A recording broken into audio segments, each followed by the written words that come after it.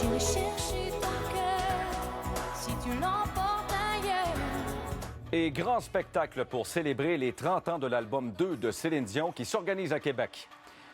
Aussi dans... Au revoir. L'album 2 de Céline Dion et Jean-Jacques Goldman célébrera bientôt ses 30 ans. Et il y a un grand spectacle qui s'organise à Québec. On en profitera pour se rappeler de nombreux vers d'oreille. Dans un instant, restez là.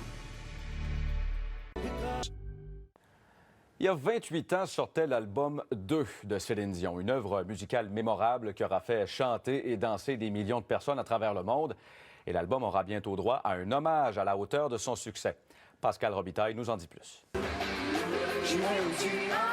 Le succès de l'album 2 de Céline Dion et Jean-Jacques Goldman est inégalable. Lancé en 1995, c'est l'album francophone le plus vendu à travers le monde. Qu'est-ce que c'est un album qui vous a marqué?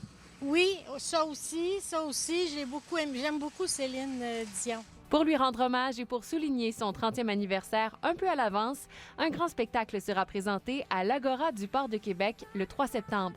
C'est vraiment des hits et des hits et des hits. Céline le dit, et là je parle de Céline parce que elle sera la trame narrative de ce spectacle-là. On est dans les archives, on replonge dans cette époque-là. Les gens qui vont venir voir le show vont voir un grand film et entendre la trame sonore de ce film-là. Plus d'une quinzaine d'interprètes de la francophonie, dont Isabelle Boulay, Corneille, Roquevoisine, Véronique Dicker, Mario Pelchat et Bruno Pelletier, interpréteront les classiques de l'album.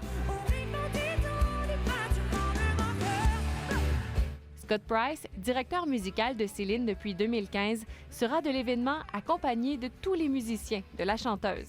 C'est totalement, entièrement les musiciens de Céline. Toujours au repos, aucune participation de Céline Dion n'est à prévoir. Céline est au courant qu'on va célébrer cet album-là et on respecte le repos dont elle a besoin présentement. Je vous dirais, hey, si ça peut lui faire du bien, si ça peut lui donner un peu de pep sur « hey, il se passe quelque chose puis les gens pensent encore à moi ». La prévente des billets commencera demain et la vente officielle aura lieu le 4 août prochain. Mais pour ceux et celles qui ne pourront être présents, l'événement sera diffusé éventuellement sur les ondes de TVA. Pascal Robitaille, TVA Nouvelles, à Québec.